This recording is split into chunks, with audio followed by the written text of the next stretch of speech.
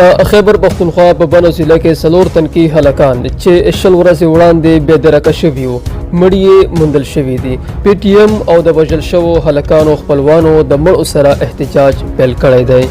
د بنو د جانخیلو علاقو د هندي خیل څخه دغه تنکي هلکان چې عمرونه یې د 12 کلونو نه تر 14 کلونو پورې دي خپلوان یې وایي دوی په علاقه کې ښکار کولو لا وتلي وو او بیرته بیا نو ستن شوي. د هلکانو مړي په داسې حالت کې وو چې ډزې پرې شوې وې، د یو نه سر غوڅ شوی و او په وجودونو یې تشدد نښې هم وې. پښتون ژغورنې غورځنګ پی ټي ایم بنو او د وژل شوو هلکانو خپلوانو د مړو سره په بنو کې د اف سی قلعې مخې ته احتجاج پیل کړی دی.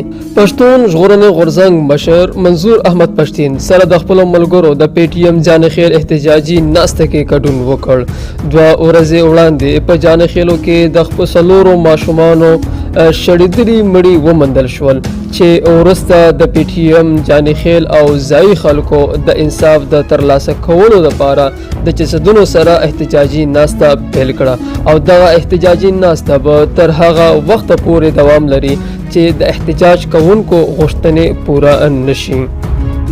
د احتجاج کوونکو غوښتنې دا دي چې د څلورو شهیدانو ماشومانو اف آی آر چې جسدونو وموندل شول هغه د جانخیلو د آرمي په کرنل کټ شي ځکه چې هلته ټولې ادارې چارې د هغه په لاس کې دي.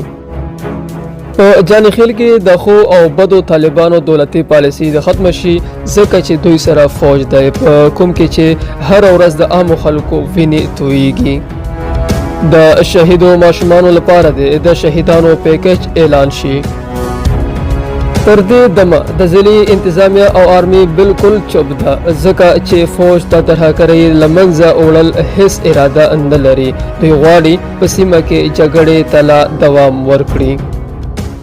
د بنو پی ټي ایم مشر لطیف وزیری وایي دوی د دغو هلکانو دپاره انصاف غواړي او غوښتنه کوي چې په دغه پیښه کې ککړ کسان دې معلوم کړی شي.